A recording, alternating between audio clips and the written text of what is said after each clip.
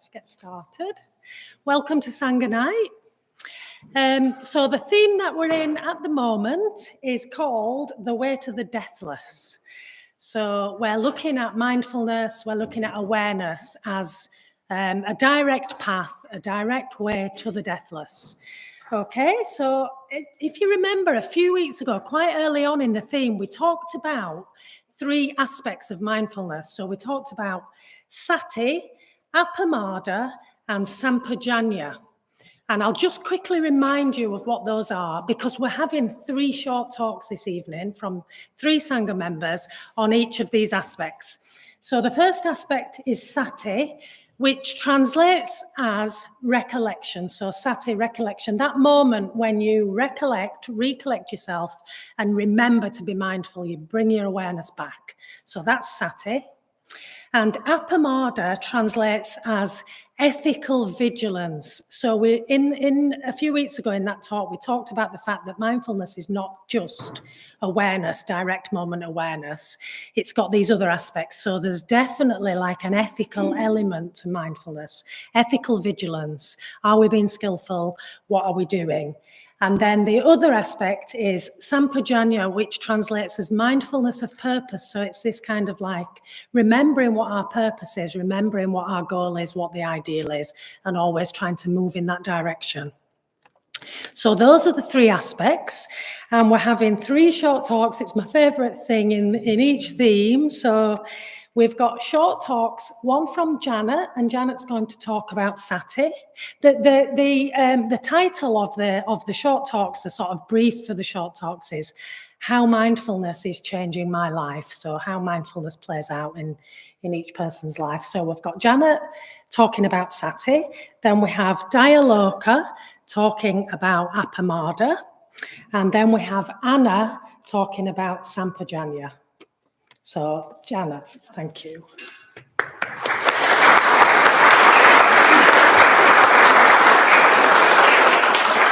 I haven't started yet. So, am I turned up? Yep. No. Oh, I turned. Oh. I'm not very technical, am I? Am I on now? I'm gonna just put it there out of the way. I like a dramatic opening.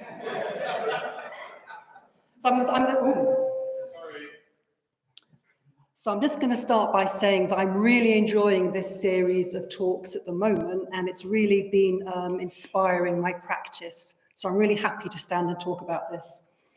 So Paranita's stolen my opening.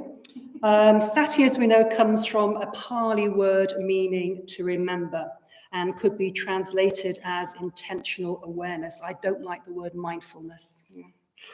A practice where we pay attention on purpose without judgment to what is happening in our mind and body in the present moment. So it's when we catch ourselves in a massive tangle of thoughts and we suddenly wake up to awareness, which feels like a kind of remembering because we remember ourselves and what we are doing.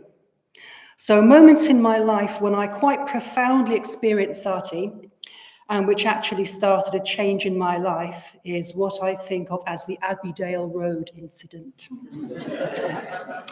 So this was years ago when I was doing Mitra study. Maybe I was 2 years into being a Buddhist, so I knew everything about Buddhism. I did, yeah. And we must have been doing the Eightfold Path and right mindfulness, and Surya taught us the Sanskrit word for mindfulness, which is smriti, which is a word I just fell in love with, smriti. I mean, sati sounds kind of graceful and elegant, but smriti is just fun, isn't it? So anyway, I knew from study that right mindfulness, in right mindfulness, we're training our minds to be in the present, open, alert to whatever is going on, dropping all judgments and interpretations. So we've been through all that stuff, and I knew it all, yeah. Now, this was a time when my life was absolutely packed. I had a full-on job where I was on my feet all day. I took my job home with me, and I worked most evenings and weekends. I sang in a very demanding chamber choir, so I was always learning music. I had a garden, and I was committed to going to the Buddhist center 2 evenings a week for Sangha night and Mitra study. So I was permanently tired. And I identified myself as a highly functioning, exhausted person. That was my label for myself. And I held it all together by being very organized and living at speed.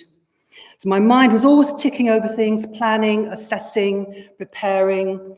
And I should say that I did consider it all to be doable because I'm not a person that gets particularly stressed about things. So this night, I'd left work at 6, I'd rushed home, fed the cats, grabbed myself some food, which was of inferior quality to the cat food, I have to say, in my car again by 7, and on my way to the Buddhist Centre. So I'm driving along Abbeydale Road, going over stuff that we would be doing at Mitra study, and then what I'd be doing at work the next day. And my mind was just firing off at tangents. And then suddenly I felt so fed up with it all, for hurtling through life at such a speed, with my head so crammed with stuff. And I thought, why am I doing this to myself? I am prepared for study and for work the next day, so why do I keep going over it all and telling myself more and more stories? And I felt very annoyed and frustrated. And that was followed by a really strong sensation of being disconnected from everything around me. And I realized that I was so taken over by what was happening in my head that I was completely disconnected from just being, from the actual experience of my body and what was around me. And this was causing me suffering. I was suffering. And then I did what I usually do. I tell myself to get a grip and get on with it. And I started to push the negativity aside. And then I thought, no, I'm on the way to the Buddhist Centre where we've been studying this. So I kind of know what to do. Bring attention to the breath, feel the body, accept the state of mind, pleasant or unpleasant. Don't bring judgment into it and just be. And so I did. And everything just fell away, followed by a sense of ease and calm. And I drove on in a completely different state of mind. So the reason why this experience was so memorable was because of the immediate benefit it had. I mean, I had practiced this before, but it was as part of my meditation practice, not as part of sort of everyday life and activities. And I realized I had to do this regularly as a proper practice in the middle of my activities of daily life because it worked. So lunchtimes, breaks, free periods, walking from one building to another, I would just bring myself to moments of awareness. The effect of this was pleasurable, I have to say. It slowed me down internally, and the knock-on effect of that was I seemed to have more time and patience for others. So if a colleague involved me in a long litany of complaints about work, instead of being desperate to just get away, I would just try to give myself to the moment and just listen more. As my dad kept telling me rather pointedly, you have 2 ears and 1 mouth. Yeah. But there is really time to take in other people if you're engaged in the moment. So it's not like I could suddenly be found slowly and mindfully doing the washing up. No. But I did feel a sense of empowerment that in a given situation, I could bring myself back to my body and sort of say stop to prapancha. That'd be a great t-shirt. Stop to prapancha. Yeah. And it changed my attitude towards cleaning, which is weird, which over the years changed from something irritating and time-consuming into an activity which keeps me in the present moment and also creates harmony and beauty. I mean, not that I've turned into an amazingly sort of mindful being, because last week, while I was mindfully cleaning the kitchen, I set the tea towel on fire. So that went really wrong. Yeah. And I was very influenced by that book, you know, that little Zen book about the Buddhist monk in Japan cleaning. Clean body, clean, yeah, I'll show you next week, yeah. So I'd set fire to the tea towel because awareness in the present moment is not always easy. So all consciousness involves awareness in the sense of knowing and experiencing an object. So our mind goes, there's an object, I recognize that object, I shall label that dog. I like dogs, I've got a dog. Perhaps I should get another dog. Oh, dogs. And then your mind goes off doing things. Labeling, processing, creating stories. And as a human being, we do need to do this. Our mind needs to be able to go, oh my God, it's a saber-toothed tiger, run. So it is important to our lives to be able to label things and recognize them. But the constant storytelling that goes on in our heads is a distraction from reality. So prapancha is what the Buddha called this process of mental construction that we constantly engage in. And it was one of the most helpful things I ever learned at the Buddhist Center, which really, really helped me. To understand that a lot of my own suffering was created by me in my head was actually liberating. And prapancha is the enemy of sati. It's these mental constructions that we're constantly engaged in that block out the immediacy of the phenomena around us. So that moment in the car showed me that we can develop a moment-to-moment awareness of ourselves and our environment, which can have a significant impact on our lives. I mean, it can certainly help to decrease stress and anxiety and give us a better sense of well-being, which is very much what the secular world of mindfulness is all about. But that's not the only thing that we are interested in as Buddhists. Buddhism is focused on how to attain liberation from suffering and has its foundation in the Four Noble Truths. So we're trying to transform our minds to develop compassion, insight, and a deeper understanding of reality. We hope that wisdom will arise.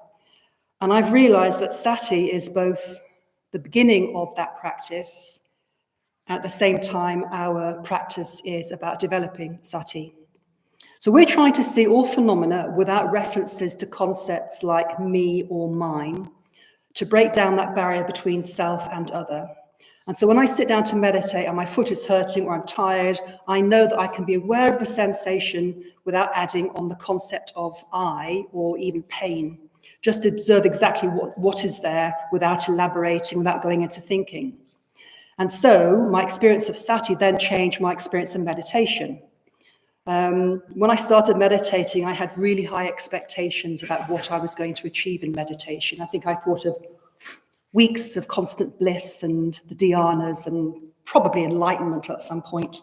But sati taught me actually just to prepare myself for the point in meditation where I can actually now largely in meditation just sit back, watch the parade, the kind of flow of phenomena taking place in my mind. I watch things arise, how they pass away, and my feelings in response to that. And that's my practice, to watch it, to engage, and not to judge. And my life got busier after that moment in the car. I asked for ordination, I got an allotment, but sati became the constant in my life. So it's something which is now an integral part of my life. So it's I'd say maybe half a dozen times a day, I'm constantly bringing myself back to the present because it helps my brain. It just helps me. So, nice little quote. Well, the quote ends with the word death. So I wasn't going to give you the last line, but you're all adults. So I am, okay? It's from the Majjhima Nikaya. It says, you shouldn't chase after the past or place expectations on the future. What is past is left behind. The future is as yet unreached. Whatever quality is present, you clearly see right there, not taken in, unshaken. And that's how you develop the heart. Ardently doing what should be done today. For who knows, tomorrow? Death, yeah. Thank you.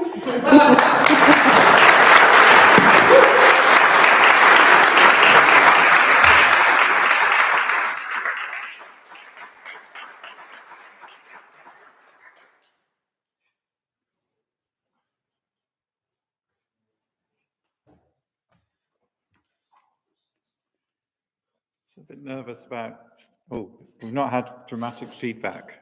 I was hoping it would be dramatic feedback. The effect Janet had was great, wasn't it? It's really a dramatic feedback. Thanks, Andy. That's completely off. Yeah, great. So I was going to give a talk about appamada, and the brief was how appamada changed my life. Yeah, which is quite a big talk, and we talked about this earlier. And then I decided, actually, it's kind of more of an everyday appamada, which actually, cumulatively, is how appamada changed my life. So Apologies to Paranita for sort of going slightly off-piste there. So everyday appamada. So I decided to prepare the talk on Saturday morning in perfect conditions. My daughter was at a friend's house for a sleepover. My son was still asleep. He'd still be asleep for hours. It'd be great. Perfect conditions. And yet distractions came. My cat sat on me. At least I now couldn't move. I was pinned down to write the talk. Thoughts of the news came into my mind. Thoughts of how the day would go. Thinking, where is my copy of Living with Awareness? The cat's on me. I can't get my copy of Living with Awareness. Where's my copy of the Dhammapada? You know, essential things I can lean on to get inspiration. I'd already meditated. Perhaps becoming really easily distracted. So, writing a talk about appamada, I'm feeling anxiety in my body.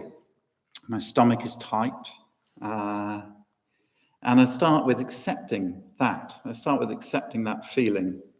And I start to sort of feel into that awareness of that anxiety, that tension. And this is a pretty common state. This is a kind of everyday occurrence for me.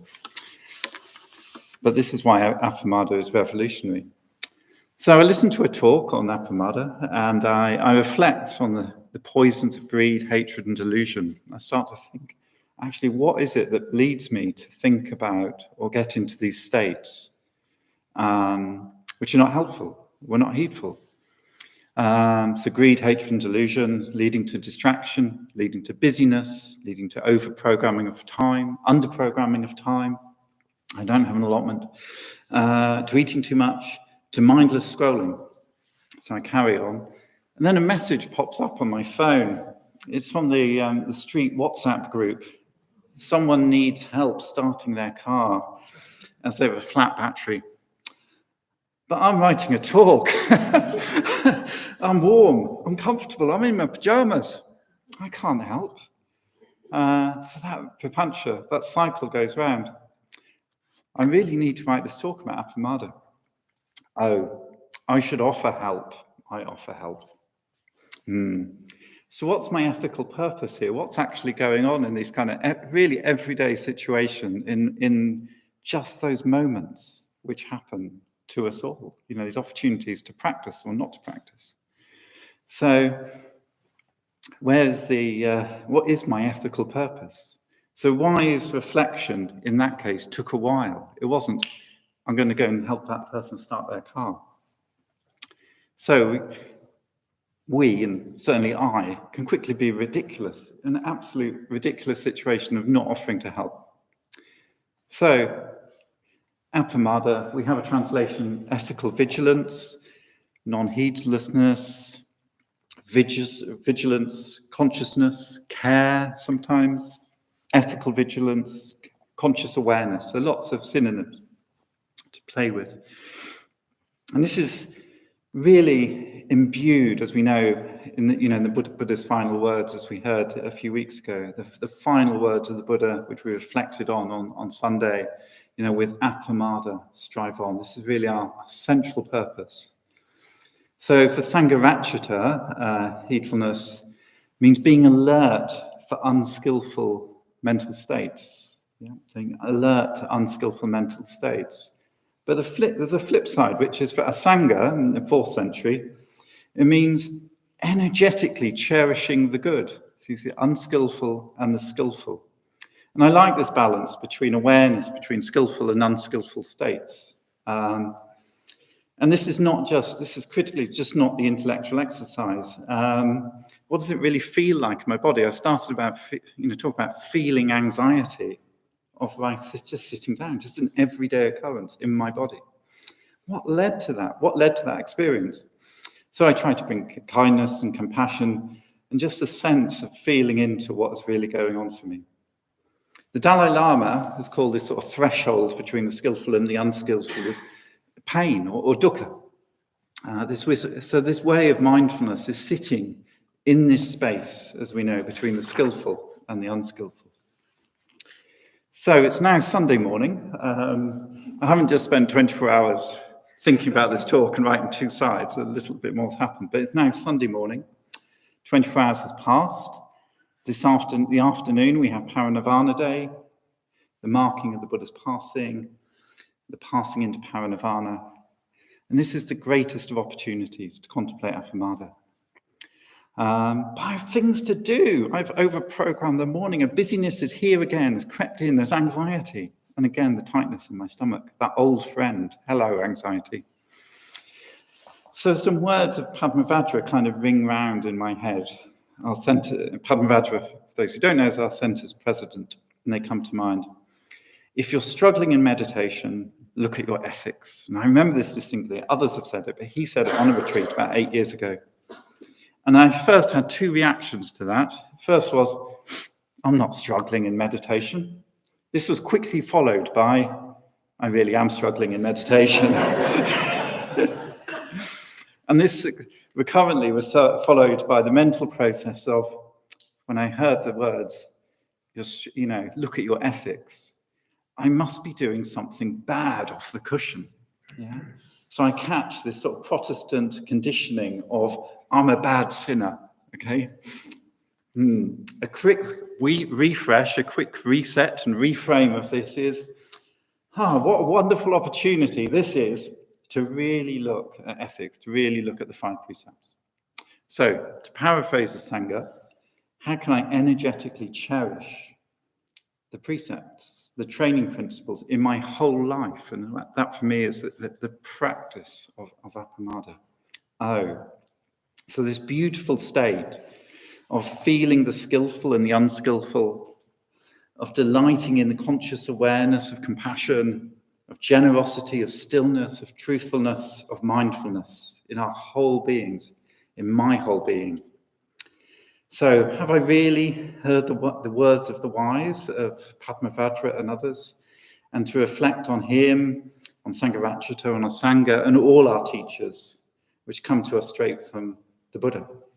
And I think therein, for me at least, seems to lie the practice of appamada and the way to the deathless. Thank you.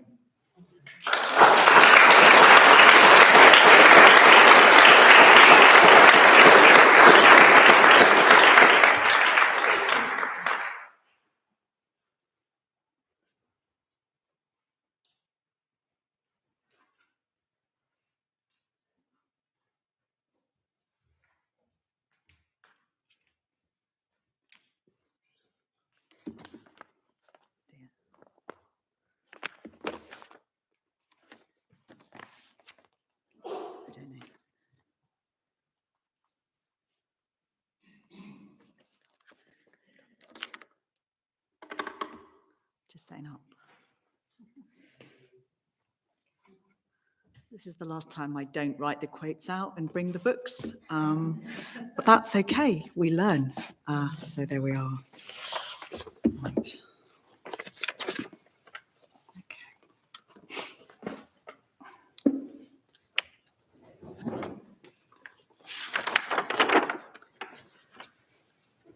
Just check everyone can hear me.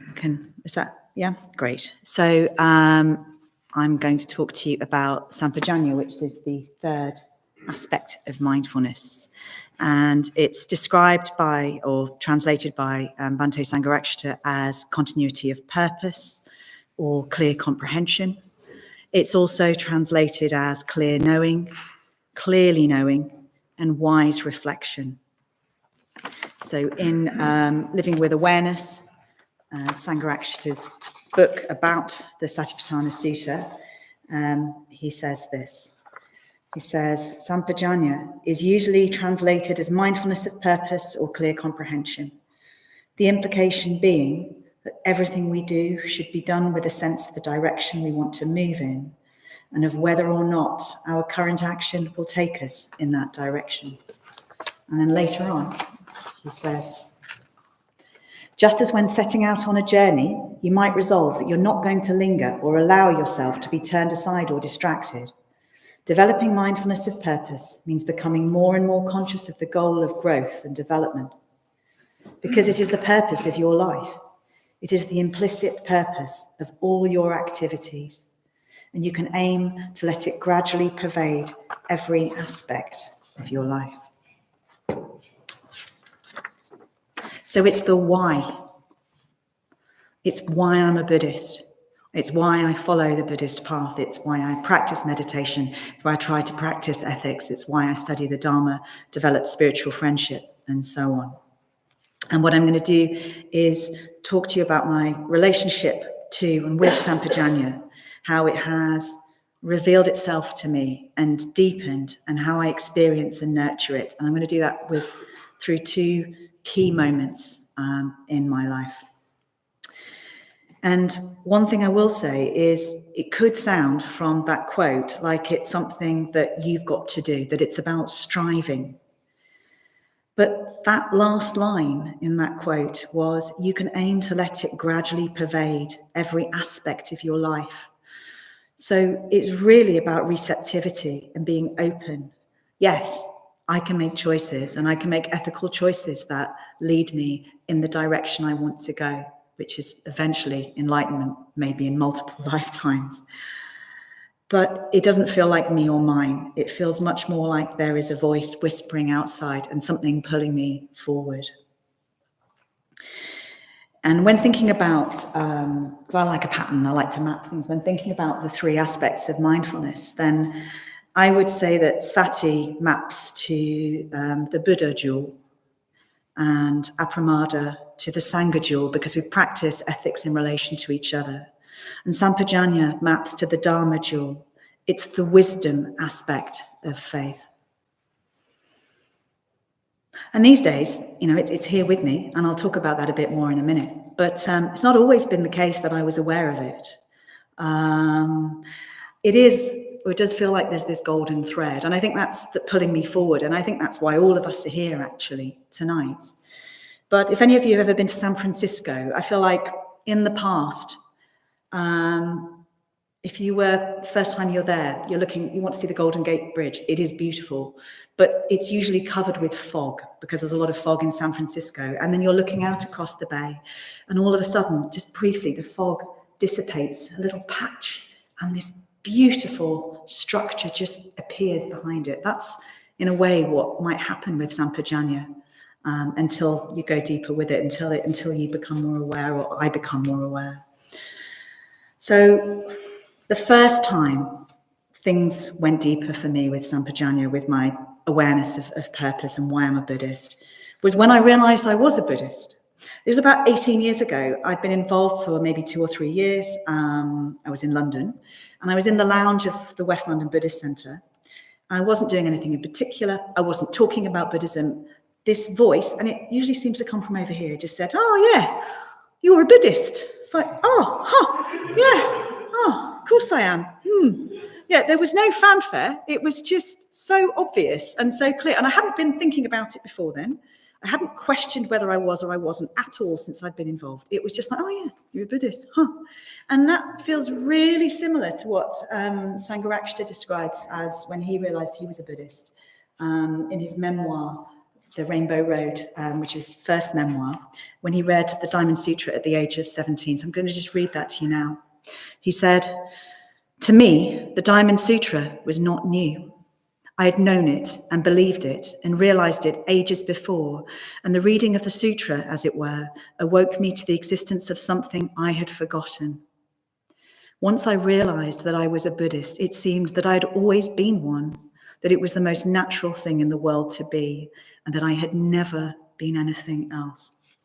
So that really resonates for me in how I realized I was a Buddhist. And a lot of things then just fell into place. So up until that point, I didn't like Buddhist ritual or puja. I'd walked out of my first one, to be honest. But then from that moment, doing a puja was just amazing. This amazing imaginal journey of taking me through what would it like to be enlightened for the benefit of all beings, and that is possible. And that definitely didn't feel like it was me or mine. It was just an amazing and beautiful thing. But I'm saying this, and that was my first experience of Sampajanna. It wasn't enough for me to then feel like that was there with me all the time, or to be aware of it all the time.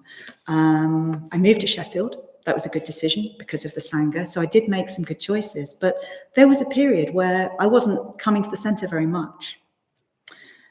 And then 6 years ago, something in me said, you need to go back to the Buddhist center. So I came back. And shortly after that, I started trying to practice the 4 speech precepts. And I remember I was in the tea room and I was talking to Sangha Gita, and I'm sorry because I don't remember what we were talking about, but I'm sure it was, anyway, probably just food, but probably food, which is really important. But as we were talking, I had this voice came again, and it went, oh, wow, it's all the time. It's every minute. Practicing ethics and being a Buddhist, it's so hard. Oh, and yet it's so beautiful. And it's something dropped in. And I thought, well, why wouldn't I do this? It's what I must do. How wonderful. And so that was when sampajanna really, it's always been there, but it really revealed itself to me. And it didn't feel like a choice. So acting skillfully is incredibly difficult, but it didn't feel like a choice. It just felt like a flow. And that's how it feels now, like I'm being pulled along by something much bigger than me. And I'm not saying it's always easy, because it isn't, but it's just here with me. And I feel like that's come about through trusting my faith, maybe my heart's wish, following what the Buddha taught, because the mindfulness of breathing, the metabhavana, practicing ethics, these are what he taught his disciples. And it feels like it's being done through me. It's not me, it's not mine. And when I make decisions that are skillful, it feels straightforward, like dropping to 4 days a week at work so that I can have more time for spaciousness and Buddhist practice and not for doing the housework. That's the thing. And when I'm unskillful, I feel alienated from my friends. I don't want to make eye contact with people in the Sangha. I feel alienated, and I feel it in my body, like Dayaloka said about that anxiety. I feel it in my body. So it's every minute, all the time. It's the why. I'm going to finish with a translation from the Satipatthana Sutta. And apologies, I've taken some license with the pronouns. So here we are. And this is the Buddha speaking to the bhikkhus, or the monks, about sampajanna. Bhikkhus, when going forward and returning, she acts clearly knowing. When looking ahead and looking away, she acts clearly knowing. When flexing and extending her limbs, she acts clearly knowing. When wearing her robes and carrying her outer robe and bowl, she acts clearly knowing. When eating, drinking, consuming food and tasting, she acts clearly knowing. When defecating and urinating, she acts clearly knowing. When walking, standing, sitting, falling asleep, waking up, talking, and keeping silent, she acts clearly knowing. Thank you.